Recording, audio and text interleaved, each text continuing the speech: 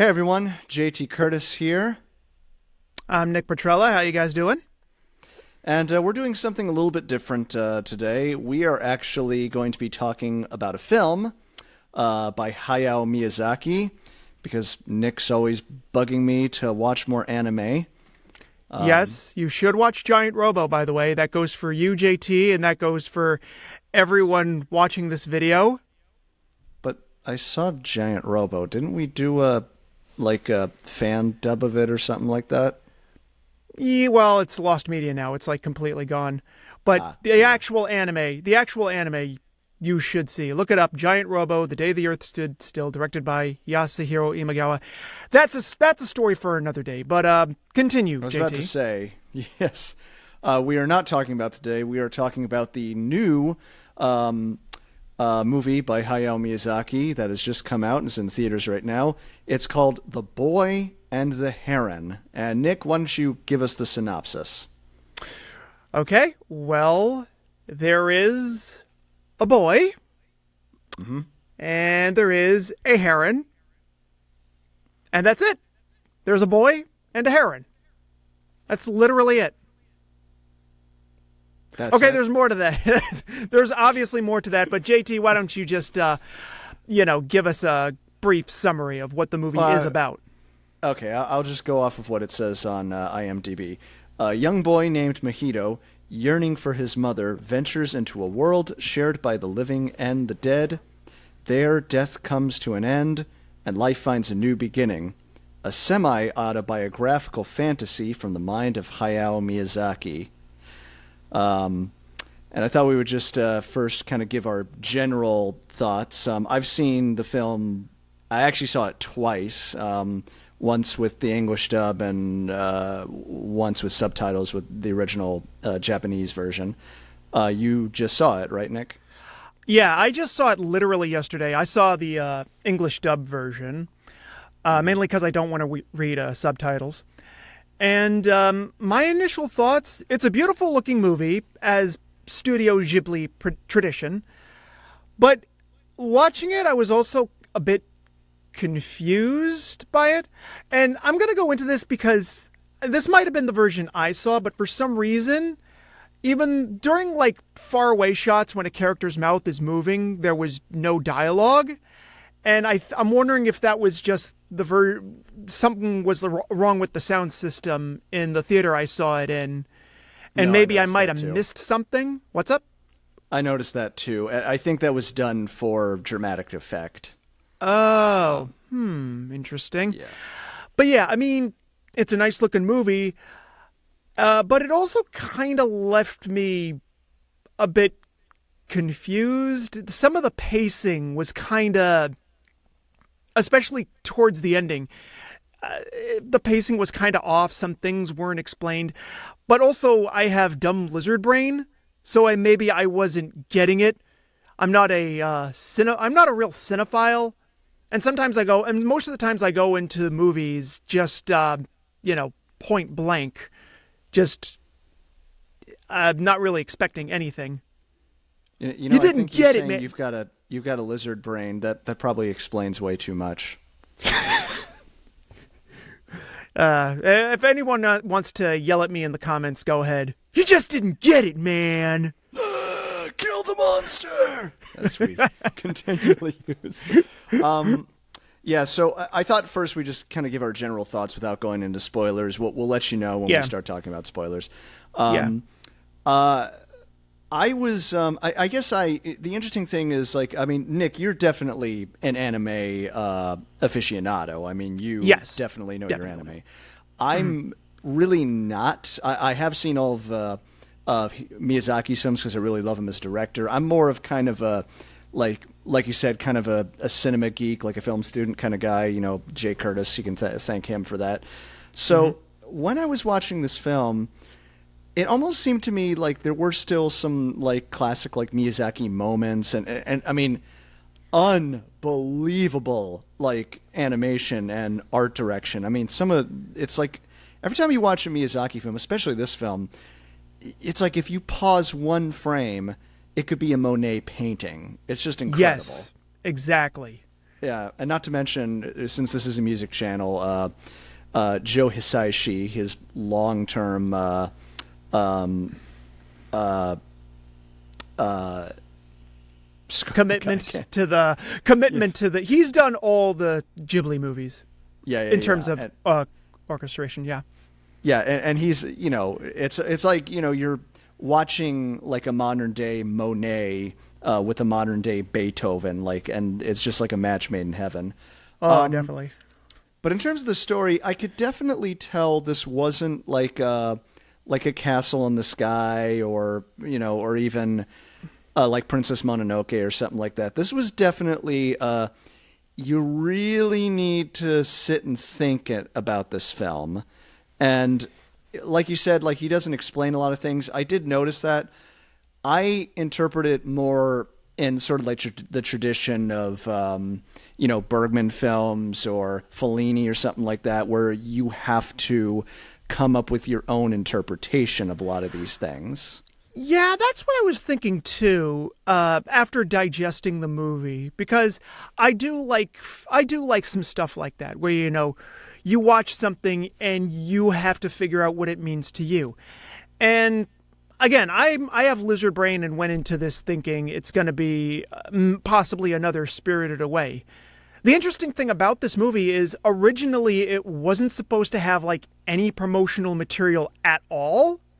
Like no trailer or images or TV spots, nothing. And eventually they relented and had to, because you got to advertise your movie somehow. Right. Yeah.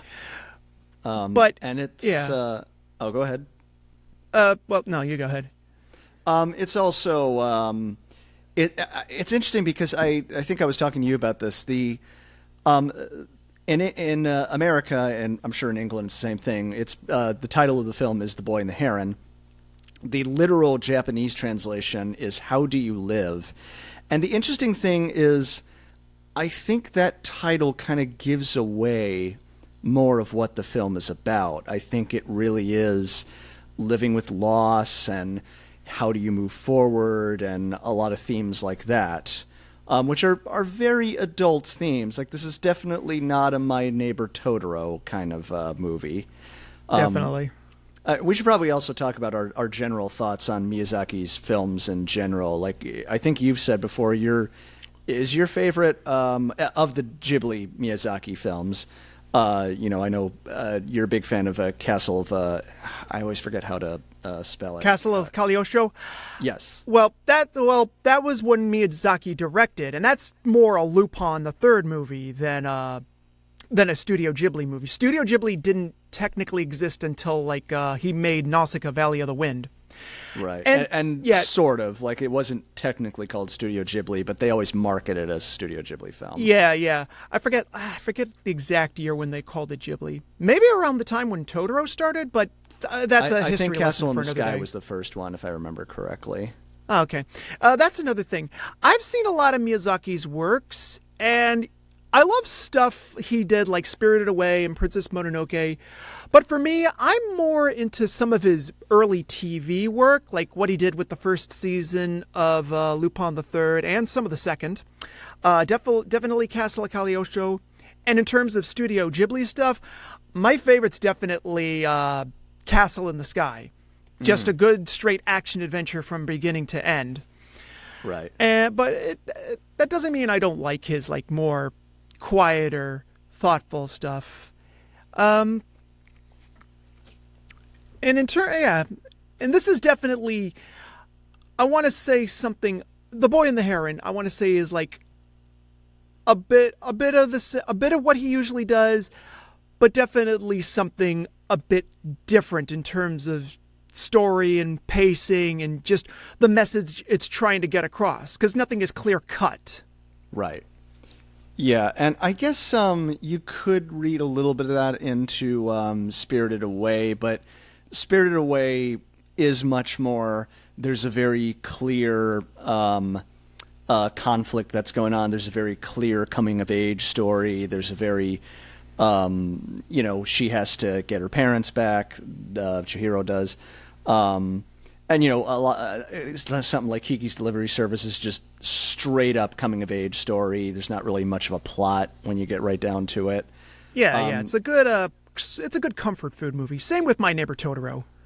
Yeah, and I would say you're right. Castle in the Sky is like the most straight ahead action adventure film, like an Indiana Jones movie or something like that. Definitely. And we probably should also talk about it, as both of us are voice actors.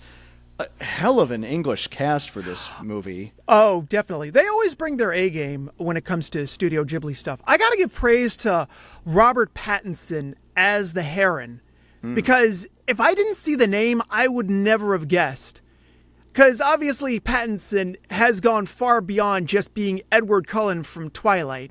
I mean, he's done Lighthouse, he's done The Batman, which I still got to see, as well as like a couple of other movies I know he's done. But definitely, the guy is a vocal chameleon. If you told me that was straight up Edward Cullen doing the Heron, I would have just done a double take. Like, what? That's him? Really? Yeah. Well, it's funny. For a minute, I thought that, because I saw William Dafoe was in the list. I thought that was William Dafoe for a minute. It almost kind of sounds, like William Dafoe. And then, of course, Mark Hamill. It's how can you have a Studio Ghibli dub without Mark Hamill? That's true.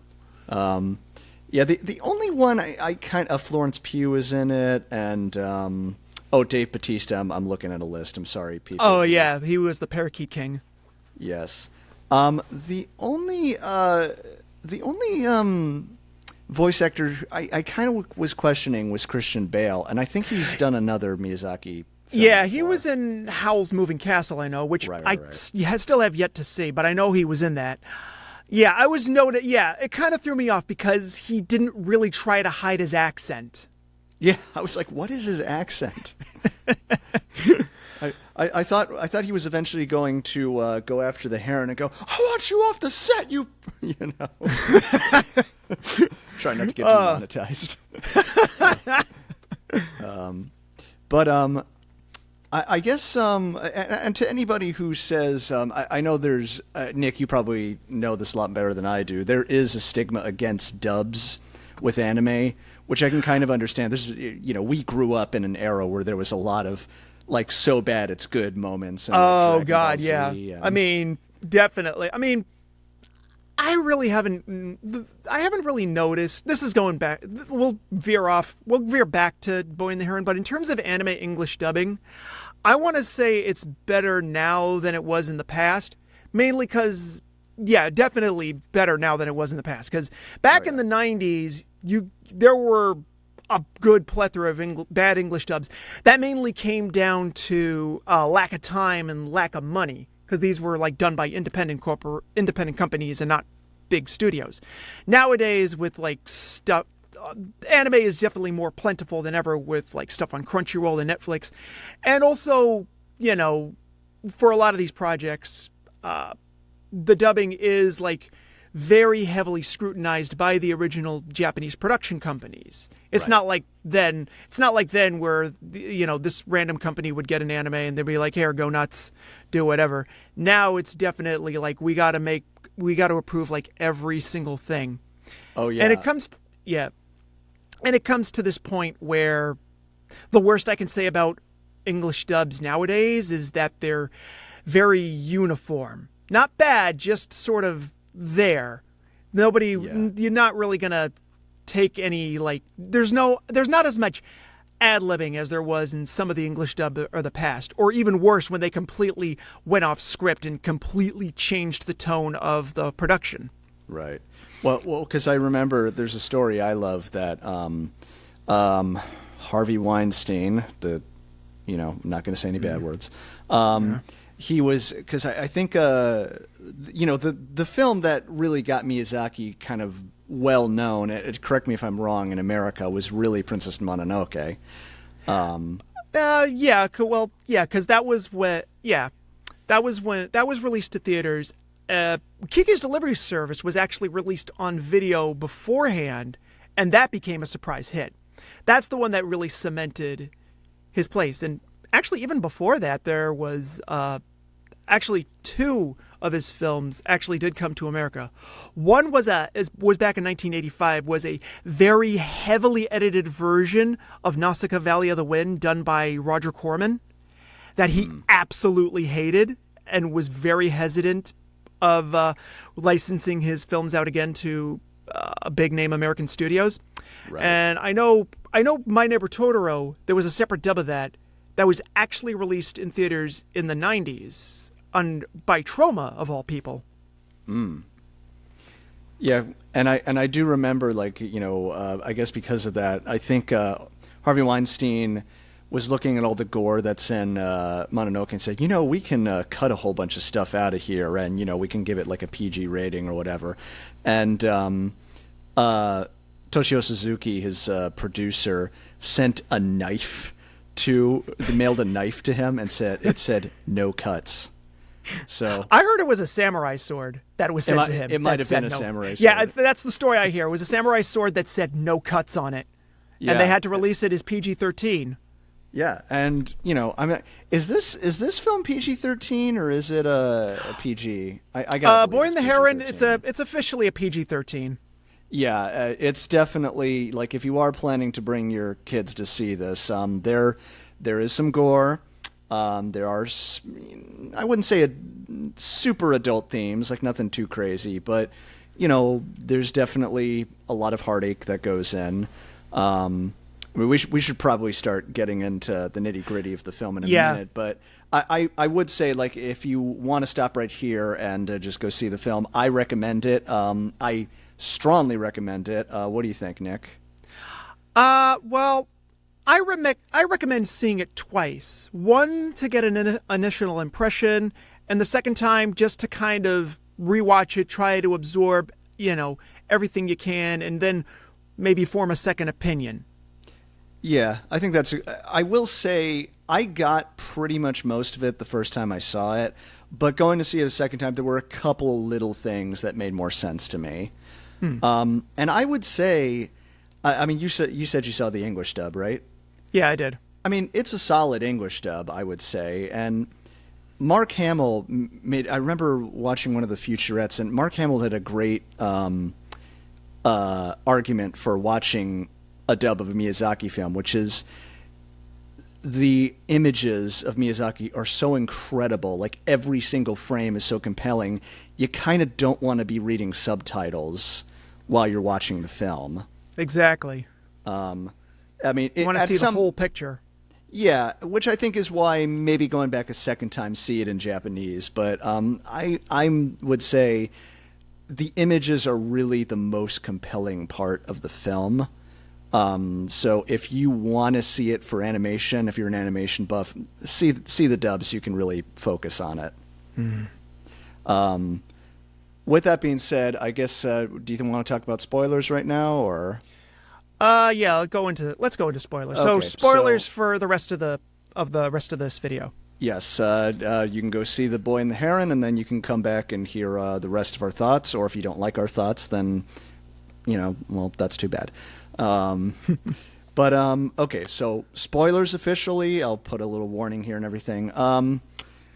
Well, it's I mean, it like right at the beginning, man. It's you know, it's been mentioned that this is a lot of this is autobiographical from Miyazaki. I don't think he had a magical heron hound him necessarily, but the beginning when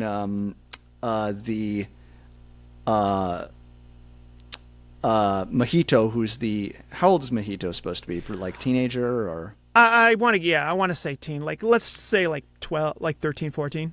Right. Roughly around that age. So he's a teenager growing up while Tokyo was being firebombed in World War II. And it basically starts off with his mother dying in a hospital fire. Which, God, that animation, by the way, is incredible while he's running towards her.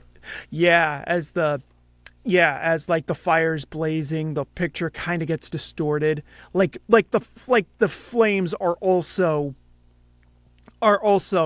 like the heat, like the waves of heat are warping the animation as he's running towards the hospital to, crying out for his mom. Yeah. I love it when they do that. Oh yeah.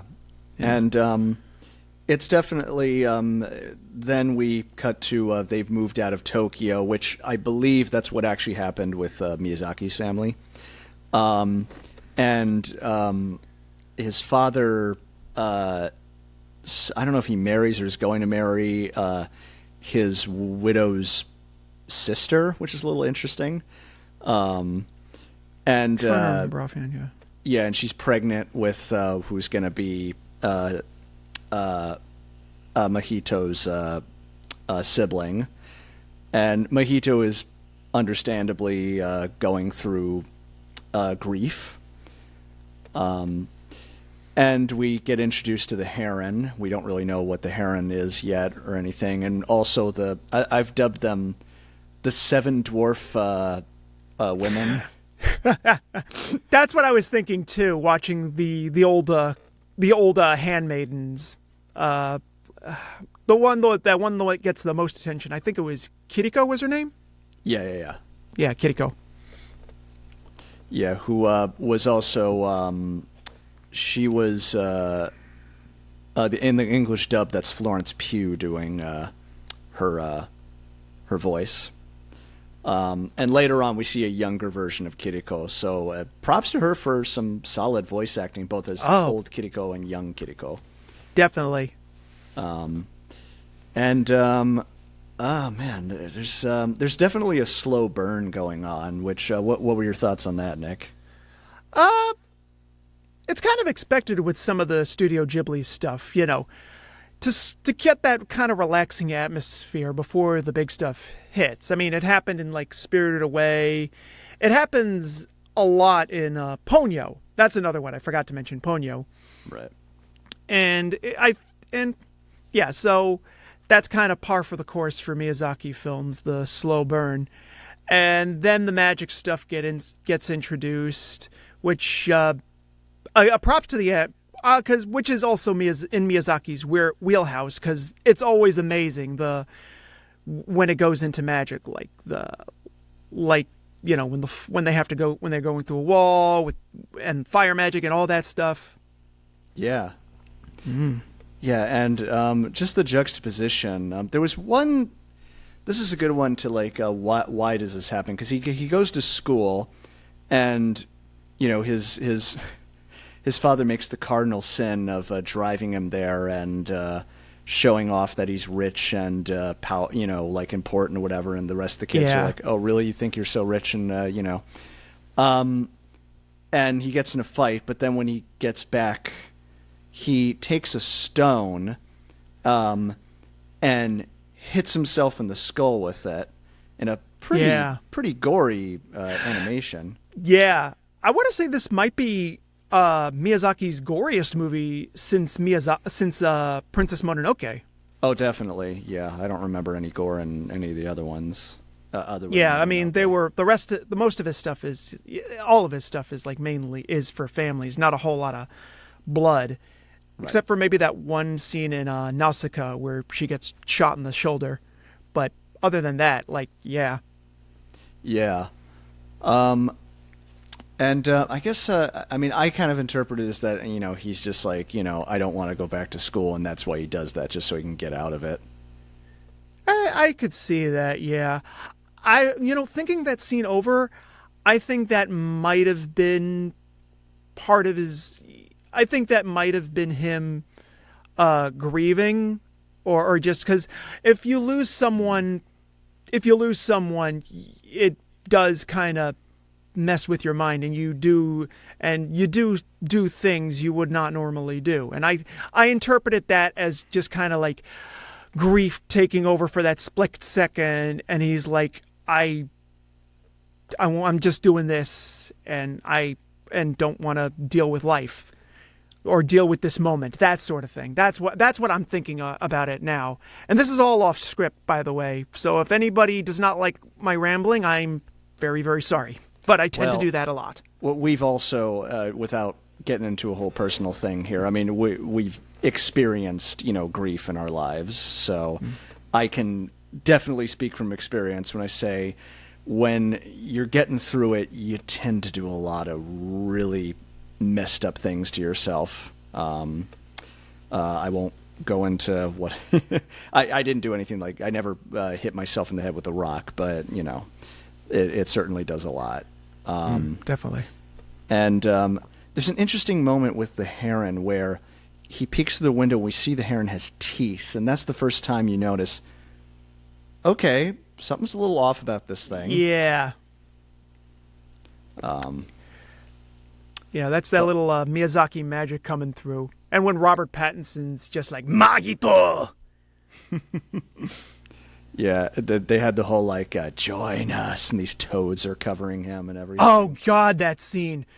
Oh, it's so creepy because I hate frogs. They hate you.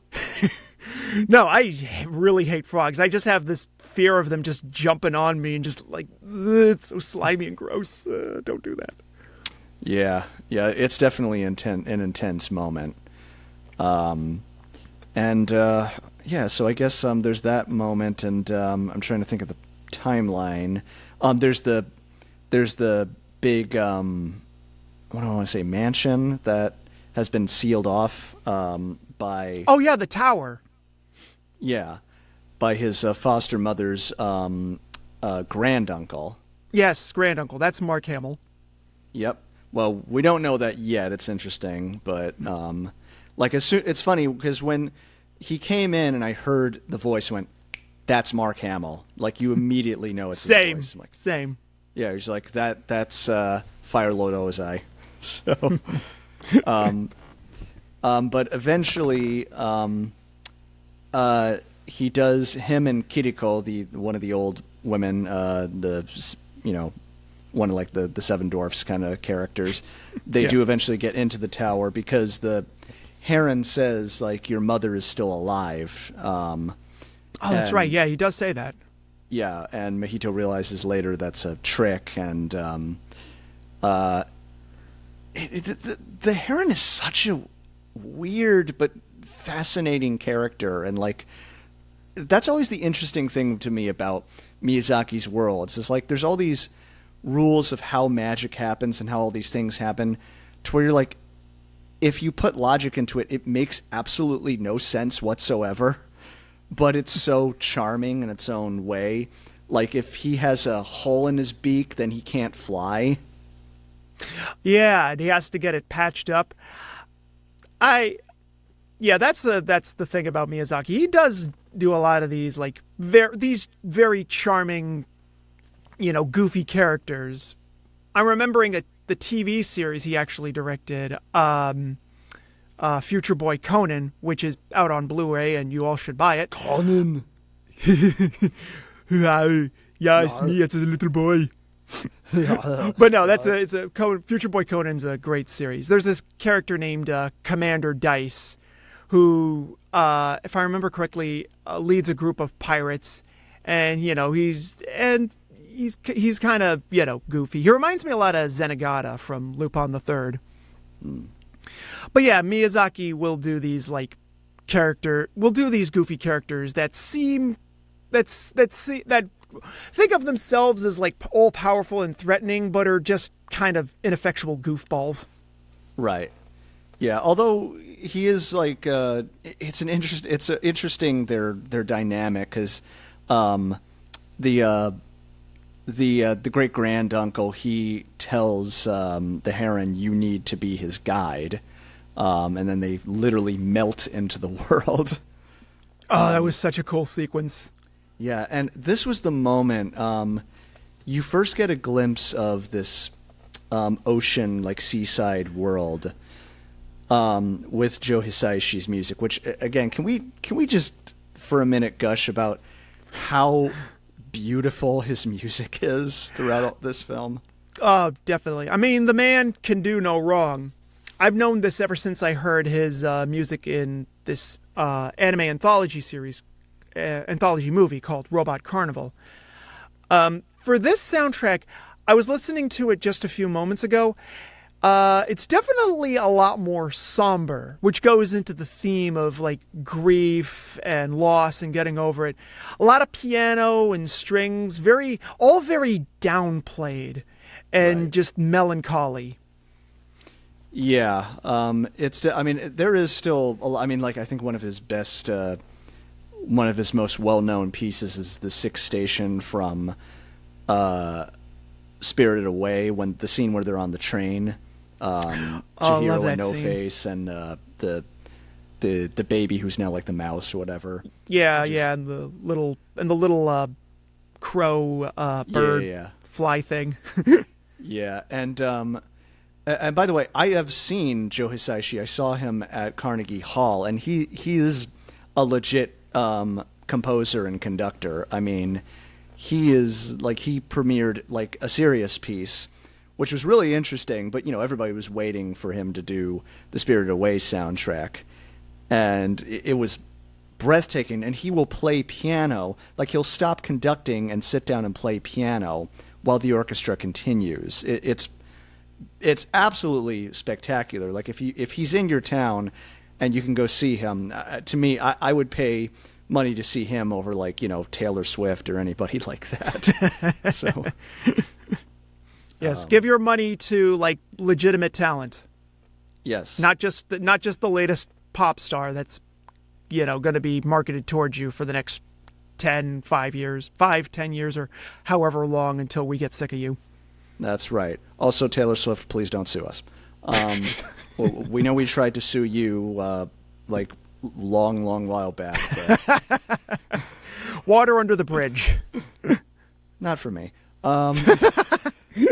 But to get serious for a minute here, there's but by the way, just to backtrack, when I was rewatching the film, there's a moment where he finds a book that his mother, I think, left for him, called "How Do You Live," and I'm trying to remember what was. I think if there was like a diary or something like that, but. And he starts crying while he's reading it. Yeah, I think that, if I remember correctly, his mother was supposed to give him that when he was older. Yes. And and if I remember correctly, the film itself is actually partially based on that book, or at least they took the title from it. Right. So there's kind of a little meta thing going on where he's reading the book. That the movie is like kind of sort of partially based on. But right. I know what you're talking about. Yeah, and he's it is to me like that is kind of a crux of the film, How Do You Live, which is, how do you move on from such a traumatic event? And I think there is a backdrop of like, how Japan has moved on from World War II and lost families and, so many things. Yeah. Miyazaki is obviously a child of that.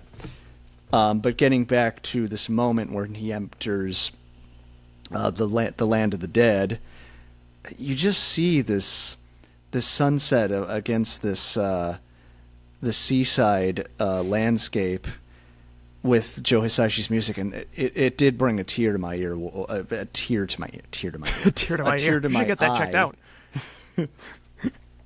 It did bring a tear to my eye while I was watching it. I was just like, God, it's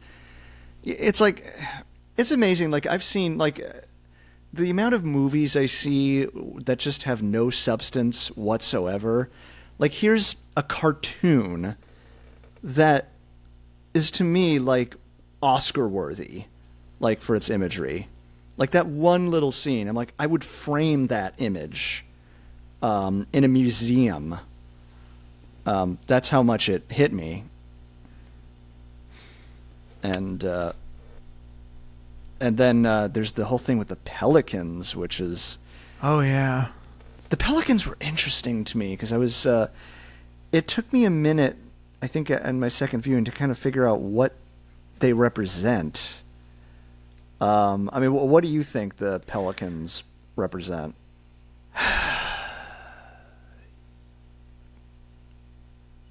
Thinking it over, I think they might represent people lost at sea, because this does take place in the middle of World War II. So I'm imagining the pelicans are the souls of the Japanese soldiers who were on like battleships that got sunk. Maybe that's what it represents. This is actually a very good question, and why I should probably watch the movie again, or form your own conclusions of what the pelicans were about. I think that's a good thing. It's interesting. I'm sure you've seen Porco Rosso, right? Yes, I have seen Porco Rosso. Do you remember that scene in Porco Rosso where he flies up in the clouds and he envisions seeing all of his fellow... yes, pilots. I remember that. Yeah, and they're all like kind of going off to the afterlife or whatever, which is an incredible scene, by the way. Oh, God, yeah. I got to watch that again. And that reminded me... I think they actually do that in The Wind Rises as well. Okay, I haven't seen that one yet. Very good film. But there's a moment where you see all these ships, and because young Kiriko, who at first we just think is some pirate lady, comes in and saves Mahito. She says like this is the land where the dead are. Mostly dead. Mostly. And I thought like all those ships, like those are, like you said, like those that were lost in the war. And... Yeah, I'm remembering that now. Well, there were also ships that had actual sails on them. So maybe the pelicans don't just necessarily represent soldiers lost in World War II that were out at sea, but maybe like all the other souls from centuries past that were lost at sea. Right. Yeah. By the way, in case you haven't seen the film, one of the things we should mention is that the reason he goes in to this world is he's looking for his foster mother, Natsuko. Yes, Natsuki. Natsuko? I think I got to see it again. I think it might be Natsuki or Natsuko. It says right here Natsuko. Okay, Natsuko. Who's pregnant with his soon-to-be sibling. So they're looking for her. And as young Kiriko and Mahito are going through, they discover the one moment where you can say kawaii is the wada wada. Oh, the wada wada. I love the wada wada. Oh, yeah. Yeah, so the wada wada are these white puffballs with tiny eyes and big mouths that make cute noises. And they are the unborn, they are souls that are ascending to heaven to enter, a new body. Yeah, reincarnation. And those are the ones the pelicans actually start eating. Right. Now that brings up another thing. Do the pelicans eat those reincarnated souls to sustain themselves, or do they just eat because they're now pelicans and pelicans just, they mainly eat? Well, the noble pelican, who's played by William Dafoe, right? He does mention as he's dying, he's like, Mahito says, you attacked the Walla Walla. He says, you don't understand. We're stuck here. There's no fish in the sea. We got to eat. We're here because we have to eat them. Oh, that's right. I remember now. Yeah. Yeah, and he says, we keep flying. We fly as high as we can, and we always end up in the same place. So it's purgatory. Heavy. Yeah. Yeah, they're in purgatory. Exactly. And yeah, the fact that they're like, there's also a whole theme that comes up later on about malice. Like, we can't sustain this world because of malice, and they are part of that malice. But then, when you find out why the noble pelican has to eat the wada wada, like, he's like, I have no choice. It's either them or us. And I didn't really realize that there is a resolution for them at the end, which we'll get to when we get to. But then we also see Lady Hime, who's like the fire princess. Yes. And I'm trying to remember exactly what happens from there, but there is a moment where she comes to help him. And because I was a little confused about this the first time, because Mahito sees the fire princess, Lady Hime, and she says, come with me. And he's like, I'm looking for someone. I'm looking for Natsuko. And she says, Natsuko, that's my sister's name. And that's when the light goes off. I see, because I didn't understand that at first, but then when I resaw it, I saw a light does go off in Mahito's mind. I was like, oh, you are my mother. But they don't really talk about it, which is kind of interesting. Yeah, I noticed that too. Actually, let's get into this, because like you said, Lady Hime is actually, I want to say, a different form of Mahito's mother. And we also see, a young version of Kiriko. A younger version, like his version age, like a teenager. Yeah. Yeah, so we see a young version of his mother and also a young Kiriko. I'm kind of wondering, since we're in this world, which you said it's the world of where the living and the dead sort of meet. Something like that, yeah. Something like that. I'm wondering if this world also has, like, versions of your past self that live there. And that's why we're seeing a young Kiriko who was a fishing woman, who lived in a fishing village, I'm taking a guess. And that's why we also see a younger version of his mother, Hime, that also has fire magic. Right. Well, and because later on you see there's all these doors, like here's a door to this reality and a door to that reality. Yeah, that's another thing I want to bring up. This is especially near the end where Mahito has to go back to his own world, his own reality. And that got me thinking after the film was over, since, Mahito says to Hime, why don't you come with me? No, I can't go to your world. I have to go through mine. And I'm wondering, everybody does have their own world or their own version of reality. Right. So, damn, that makes a lot of sense. Yeah. Hey, my lizard brain's evolving. Well, I mean, I'll get to that moment in a minute, because that's another moment that brought tears to my eyes, or tears to my ears. That's going to be a new thing. Everybody in the comments is going to be talking about that. Tears to my ears. But also, this is the one part of the film that I was a little undecided about. The Boy and the Heron go looking for Natsuko, and that's the first time we see the parakeets. Which you could argue it's like, well, why did the parakeets are kind of like the like if you think of this as an Alice in Wonderland situation, like that's like the Red Queen and her soldiers kind of situation, and you want to stay clear of them, you got to get around them and everything, but they're brought, and at first I was like, well, why are they bringing them in so late into the story? But then I think, well, that's kind of the same thing in Alice in Wonderland. The Red Queen isn't introduced until later.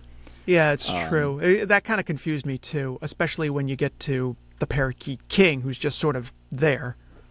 Yeah, that is the one part of the movie that's a little, he just kind of appears. He's a fun character. I like him a lot, but oh yeah, yeah, he's just there. But there's an interesting thing where they eventually do go through the door, but then they go back, and a bunch of the parakeets escape. And they're like, in that world, they're these kind of monstrous, muscular birds that could, eat you. But then once they go through the door, there's these cute little parakeets that just poop on you. So, and I think that was kind of a clue when I was rewatching it. Oh, I see. I get it. That makes sense to me, because in this world, they're monsters. But when you go into the real world, they're these beautiful colorful birds. Yeah. I think I'm beginning to see what you mean. So, yeah, in that world, the parakeets live their own reality of being these big, muscly guys, where in our world, they're just harmless little birds. or you could say they're free to a certain extent, like they're, they Oh, fly. they're and not under the rule of a king. Right. They're free to fly. That's interesting. I think that's why I really like this film. It's like you could interpret that in so many different ways.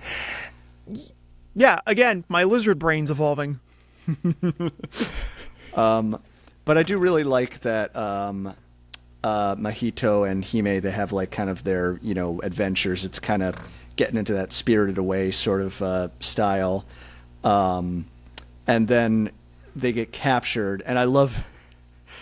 there's a very, very intense moment where he tries to get back Nausicaa, and she's, they said, no, she's going to have her baby here. And it's not until he says, mother, come back, and then, like, her eyes open up. There's that realization that he doesn't want to lose her because she's now his mom. His mother. Yeah. And going into that, what about that scene where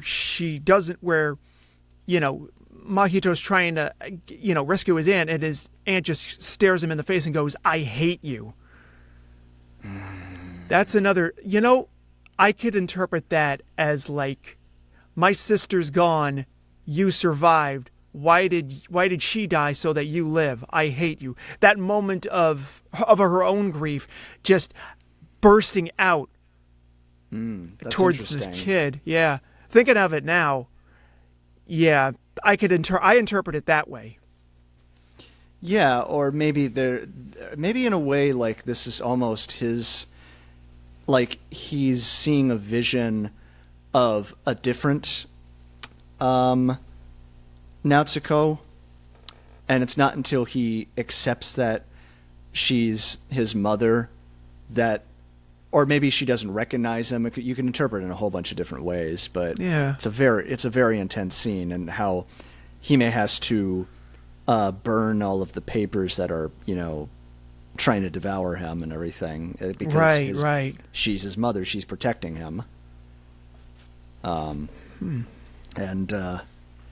Very intense scene, and thankfully we have a little reprieve when the heron comes in dressed as one of the parakeets. I laughed during that scene. That's another thing of that Miyazaki quirky, goofy humor.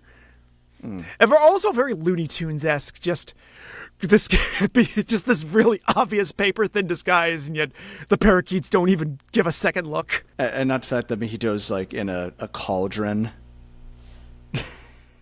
Where he's be cooked, where he's going to be chopped up and cooked. Exactly. Yeah, I love that part. But that's also where he meets his great-granduncle, and his great-granduncle says he keeps the world going by using these blocks, and he says, I need you to carry on for me. And Mahito's worried, he's like, well, these blocks are full of malice. I can't use them. Yeah, that one kind of threw me off, especially like right after the scene where he talks to him is the scene we get of him chained to the wall and about to be carved up by a parakeet. Right. Yeah, that one threw me off. I'm trying to figure out what that represented. Like the building blocks made of malice.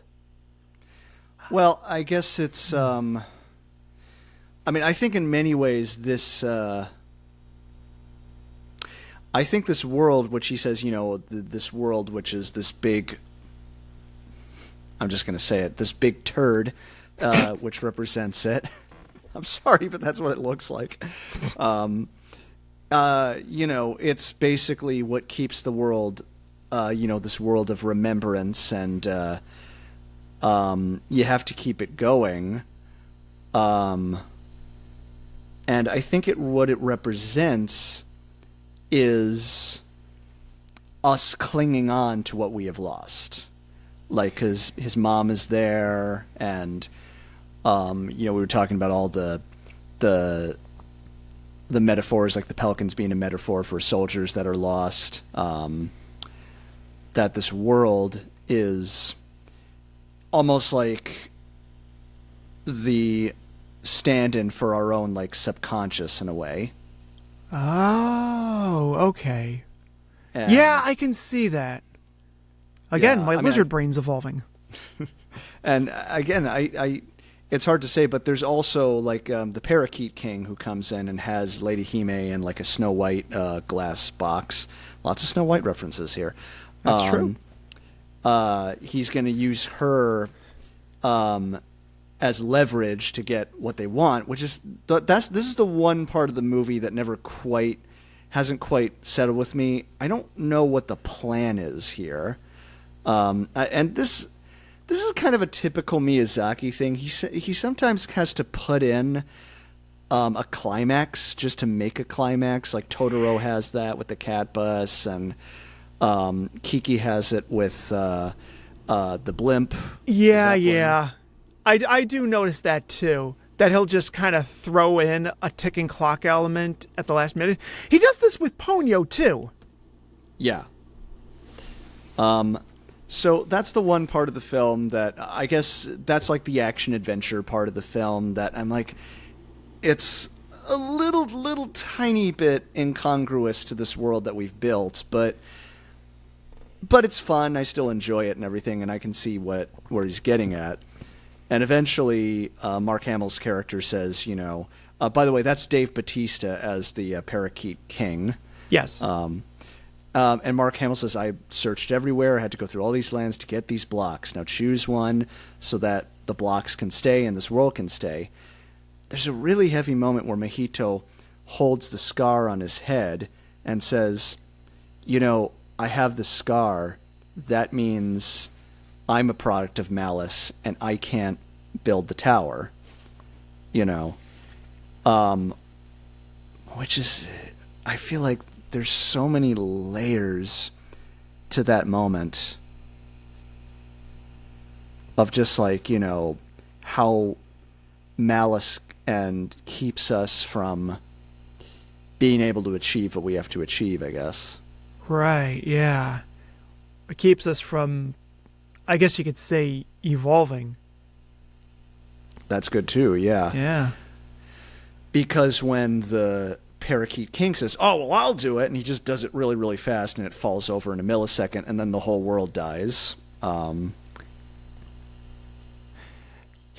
think that also could represent something else too. Like if you try to keep a world together and just if you try to keep your, I'm thinking this now. Again, my lizard brain is evolving at this very moment. I'm going to take a guess that if you try to build something while you still have some malice in you, it eventually just falls apart. Maybe that's what it represents? That could be it, yeah. And I think in all what that world is, the world falling apart, I think it does represent Mahito's, Mahito has to let go of all this. And believe me, as somebody who is currently, dealing with grief therapy, that is a big part of it. And anybody who's dealt with this will tell you the same thing. But there's just this one moment, man, and it just hit me so hard when I'm gonna try to say this without crying. Where they go to the doors as there's water and Natsuko's there and young Kiriko is there and the heron is there. Yeah. And Hime, he says to Hime, "Oh, you aren't? Won't you come with me?" She says, "No, I got to go through a different door because I have to become your mom." And he says, "But if you go through that door, then you're going to die in the fire." And she says, "I don't mind. Listen, I got to have you. I mean, I'm happy that happened and that you're here." And man, just right there, it was, it just hit me so freaking hard. And the music going on, I was just like, damn, man, that's life right there. That's a huge slice of life right there. Or maybe I'm interpreting it in my own way, however I want to interpret it. What do you think, Nick? I think I think your interpretation works fine. Honestly, with this movie, it does kind of merit another viewing, just so you can kind of form your own conclusion as to what it's really about. Because, like I said, I saw it once. I didn't really get it. But, with this discussion we're having right now, and again, lizard brain,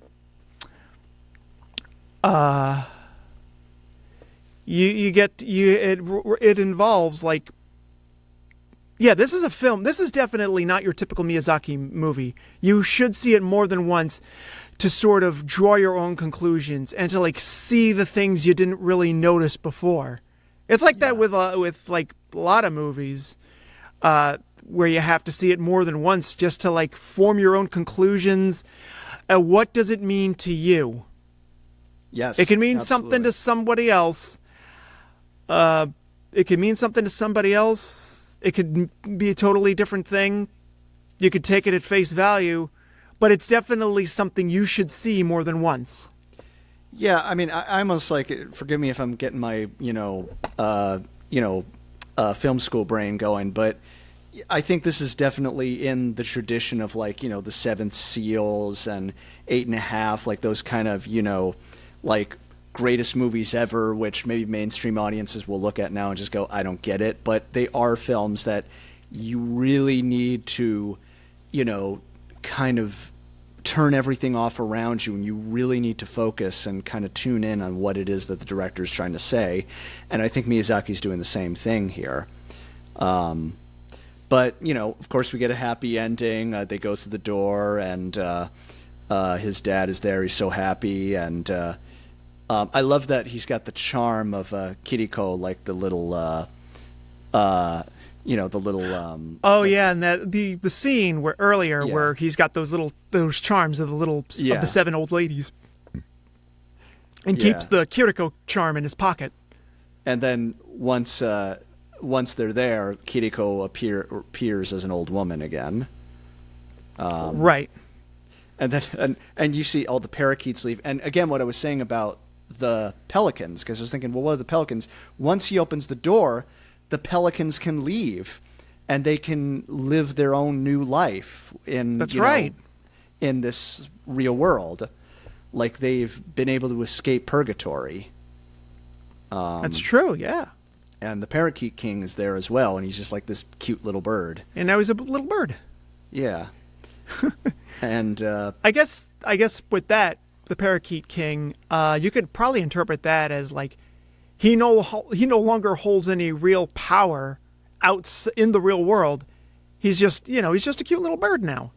Yep. In there, he was king. Out here, just someone you can feed seeds to. Yep. But they can fly now, because I don't think they flew in that world, but now they can fly. They don't. I don't think they flew. Yeah. Freedom. And I guess the other thing is when Mahito, you see him a couple years later, his half brother's been born, and they're moving back to Tokyo, so they're going back, which again I think is probably a autobiographical moment, and that's where the film ends. Yeah, sort of a getting your life back on track sort of moment. Yeah. After your grieving period. Yeah, and definitely a coming-of-age story. I mean, I would say Mahito as a character is not quite as interesting as Chihiro from Spirited Away or Kiki. But I think because he's a stand-in of Miyazaki, I think there is a little bit of that, Japanese stoicism and the way he is. Yeah, I see what you mean, yeah. Yeah, I mean, when I first saw the film, I was not super into Mahito. I was more into the Heron, and because he's a fun character. He's a great character. But thinking about it now, I see what you mean about stoicism, and the world itself is more of a character than Mahito is. He's he's just in it to find his aunt. Yeah, and he does find her. She comes back with him. And yeah, so, well, I guess I don't know what else we can say. That's the Boy and the Heron. Yeah, the Boy and the Heron.